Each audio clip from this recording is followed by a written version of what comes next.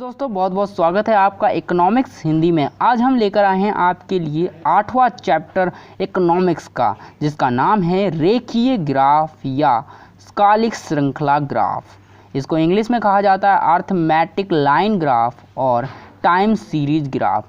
तो देखिए दोस्तों, इसके नाम से ही, इस चैप्टर के नाम से ही स्पष्ट हो जाता है कि इस चैप्टर में हम किसके बारे में पढ़ने वाले हैं। इस चैप्टर में हम पढ़ने वाले हैं समय से संबंधित ग्राफ के बारे में। तो हमें पता होना चाहिए कि कालिक श्रृंखला ग्राफ क्या होता है। तो चलिए दोस्तों, आज हम इस वीडियो में इसके बारे में विस्तार से जानकारी प्राप्त करते हैं और इस चैप्टर को विस्तार से करते हैं। तो अगर आपने अभी तक हमारे चैनल को सब्सक्राइब नहीं किया है और आप हमारे चैनल पर नए हैं तो हमारे चैनल को सब्सक्राइब कर लें और बेल आइकन को भी दबा लें, तो ताकि आपको हमारी वीडियो वक्त पर मिलती रहे। तो चलिए दोस्तों, हम इस वीडियो को शुरू करते हैं और समझते हैं कालिक श्रृंखला ग्राफ क्या होता है। तो सबसे पहले कालिक श्रृंखला ग्राफ की परिभाषा देखते हैं। कालिक श्रृंखला ग्राफ क्या होता है? तो कालिक श्रृंखला ग्राफ वह ग्राफ होता है जिसमें जो है समय से संबंधित आंकड़े दर्शाए जाते हैं। यानी समय से संबंधित आंकड़े जब दर्शाए जाते हैं तो उसे कालिक श्रृंखला ग्राफ कहा जाता है। ठीक है, अगर आपके आंकड़े हैं आपके सामने, यानी सप्ताह या महीने या वर्षों के आंकड़े हैं, तो अगर समय से संबंधित रखते हैं, यानी समय से अगर संबंध रखते हैं आंकड़े, तो आप जो है कालिक श्रृंखला ग्राफ द्वारा उन आंकड़ों को दर्शाएंगे।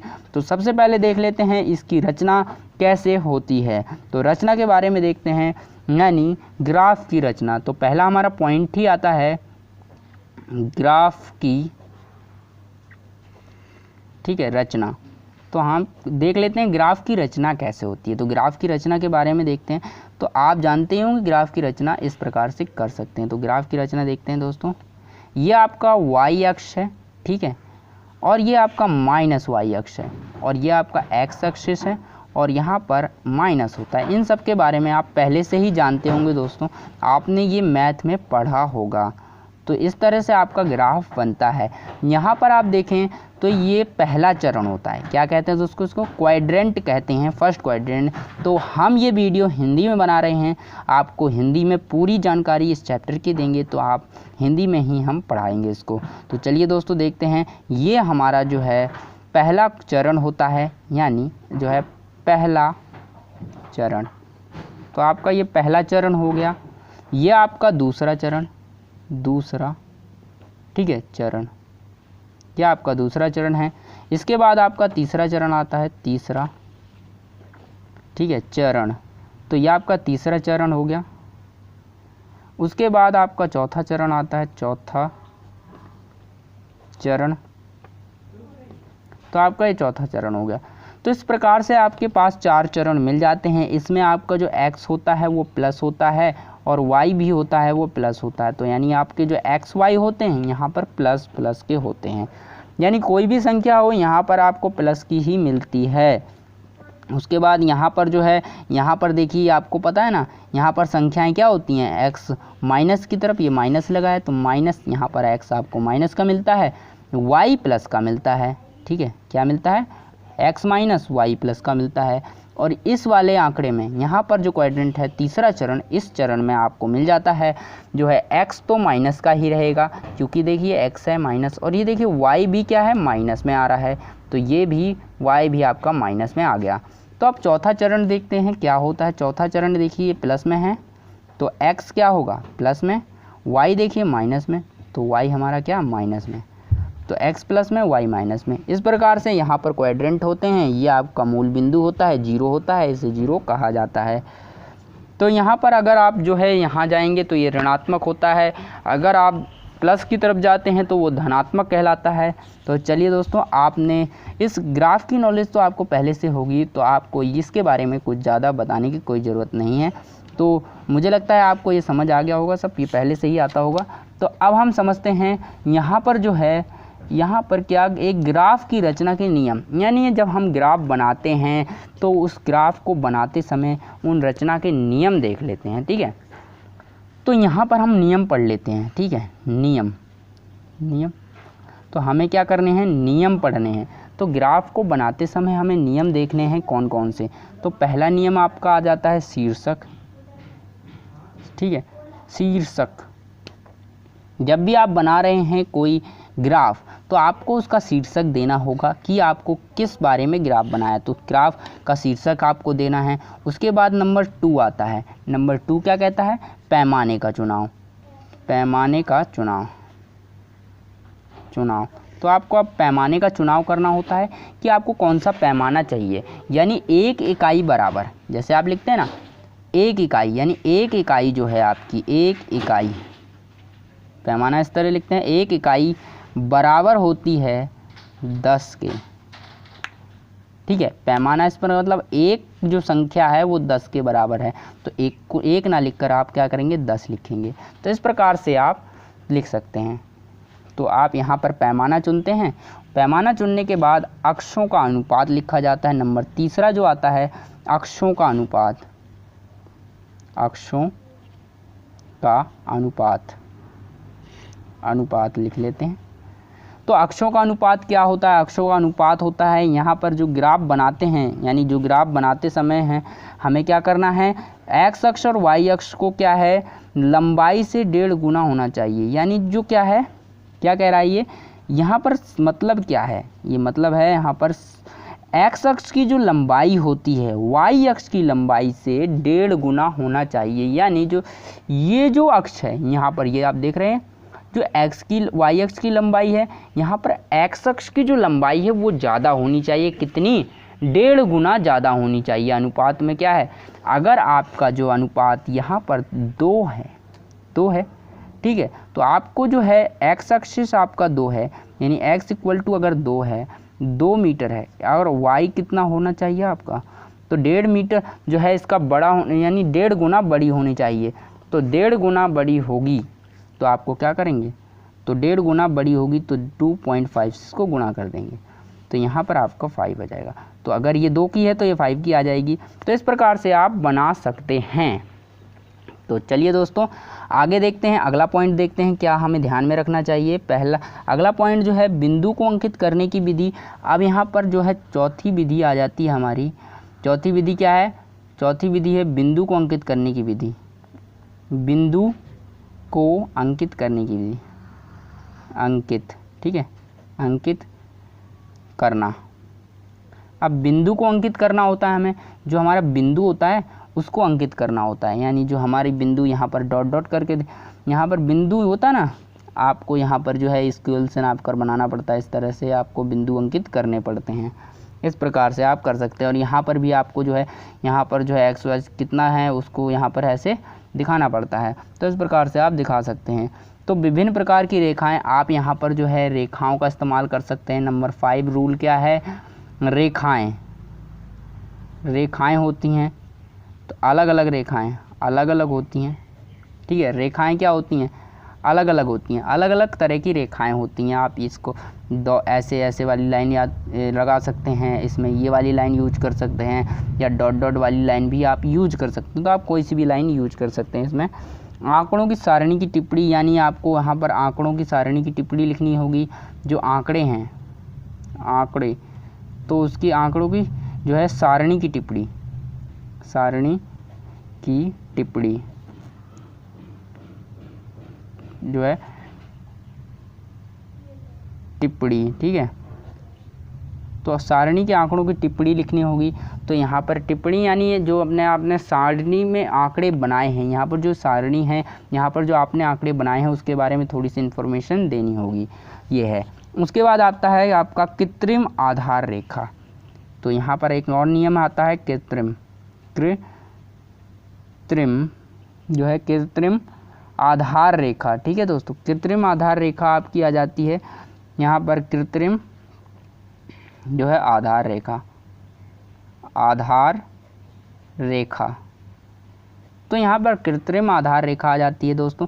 कृत्रिम आधार रेखा क्या होती है? जैसे कि आपने यहाँ पर बनाया इस तरह से, ठीक है, आपके आंकड़े बहुत ज़्यादा हैं, इकाइयाँ ले रखी है, तो कृत्रिम आधार रेखा आप किस प्रकार से बना सकते हैं? ये बहुत ही आसान है, देखिए कैसे होती है। यहाँ पर कृत्रिम आधार रेखा जो है, यहाँ पर देखिए दोस्तों, ये जो है ये आपकी कृत्रिम आधार रेखा है। तो आप यहाँ पर एक्स अक्ष को यहाँ पर इस तरह ये जो बनानी पड़ती है कृत्रिम आधार रेखा होती है। तो उसके बाद हम देखते हैं कृत्रिम आधार रेखा देख ली हमने। रेखा या वक्र खींचना, अब हमें क्या है, अब वक्र खींचना होता है। ठीक है, वक्र खींचना। अब आपको क्या करना पड़ता है, वक्र खींचना पड़ता है, यानी जैसे आपने बना लिया तो इस प्रकार से आपको खींचना पड़ेगा, तो ये वक्र खींचना होता है। तो इस प्रकार से आपको ये जो है थोड़े बहुत नियम हैं जो आप जानते ही होंगे। ग्राफ बनाते वक्त क्या क्या करना है, आपको शीर्षक लिखना है, पैमाना चुनना है, अक्षों का अनुपात याद रखना है, उसके बाद बिंदु को यहाँ पर अंकित करना है, रेखाओं का अलग अलग लिखना है, अलग अलग रेखाएँ इस्तेमाल कर सकते हैं, आंकड़ों का सारणी टिप्पणी लिखनी पड़ती है, और कृत्रिम आधार रेखा का प्रयोग करते हैं, और वक्र खींचना, हमें यहाँ वक्र भी खींचना पड़ता है। तो इस प्रकार के जो है नियम हैं, ये कुछ इसके बारे में हमें जानकारी होनी चाहिए, क्योंकि हम इस चैप्टर को डिटेल में पढ़ रहे हैं, एक एक चीज़ को पढ़ रहे हैं, तो हम एक भी चीज़ इस चैप्टर में नहीं छोड़ेंगे। तो एक एक चीज़ को कवर करते हुए हम एक एक पॉइंट के बारे में इस चैप्टर में जो है चर्चा करेंगे और जानेंगे।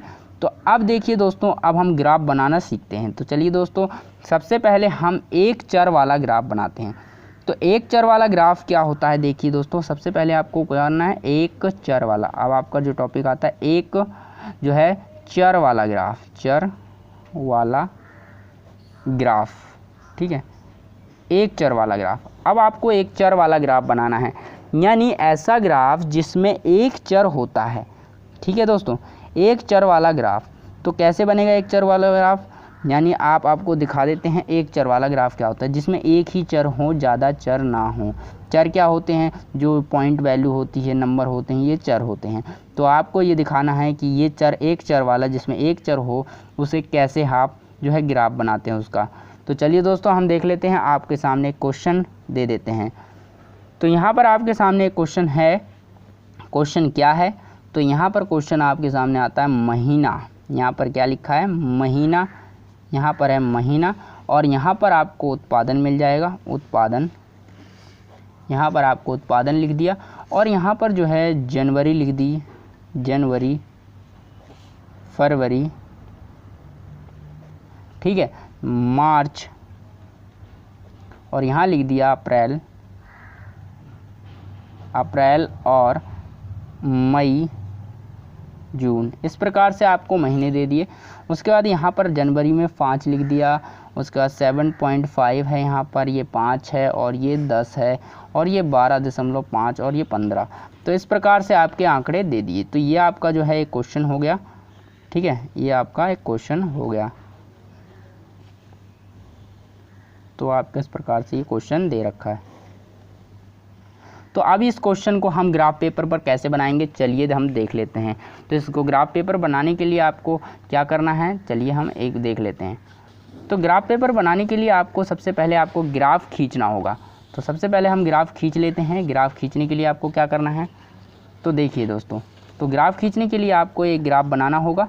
ग्राफ कैसे बनाते हैं आपको पहले ही बता चुका हूँ। ग्राफ को बनाने के लिए आपको यहाँ पर जो है इस तरह से लाइन खींच लेनी है, सिंपल, ठीक है। आपने यहाँ पर लाइन खींच ली, अब आपको ग्राफ बनाना है।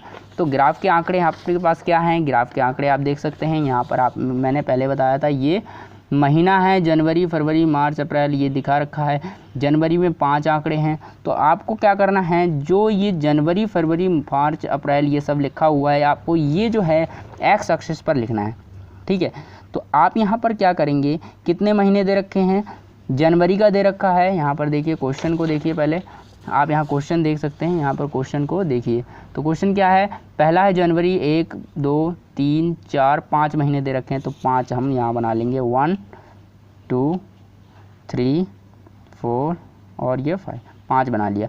अब ये सब क्या कहेंगे हम, ये जनवरी का महीना है, ठीक है, और ये जनवरी का महीना है। उसके बाद ये फरवरी है, फरवरी, और ये मार्च, ठीक है, ये अप्रैल है, और ये मई है,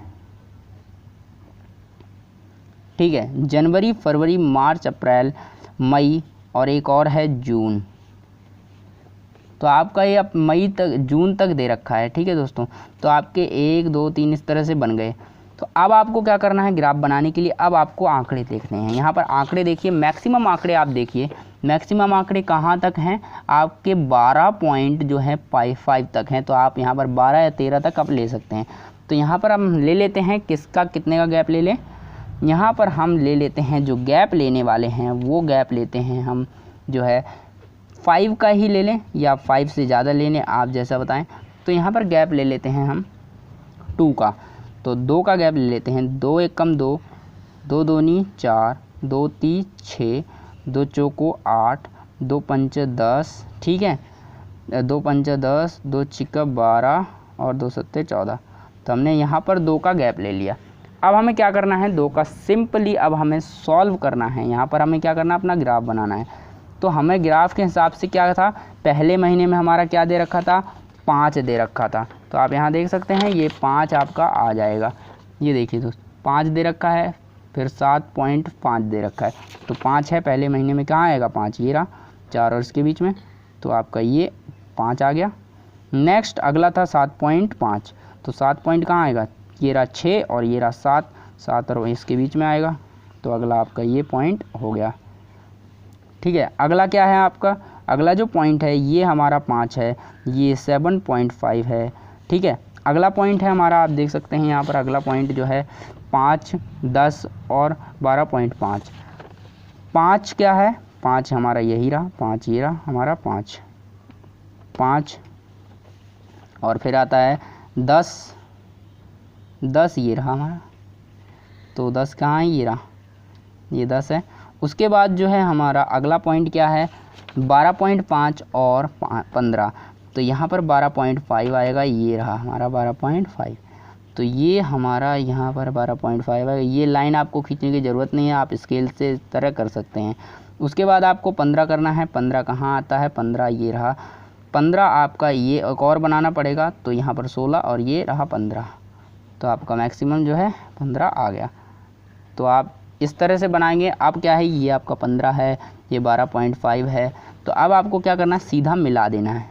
क्या करना है, अब आपको मिला देना है। कैसे मिलाना है, देखिए यहाँ पर इसको मिला देना है, यहाँ पर आपको इसको मिला देना है, यहाँ पर आपको इसको मिला देना है और यहाँ पर आपको इसको मिलाना है, इसको मिलाना है। तो दोस्तों ये आपका बनकर तैयार हो गया क्या, एक चर वाला ग्राफ। इस तरह से आप एक चर वाला ग्राफ बना सकते हैं बड़े ही आसानी से।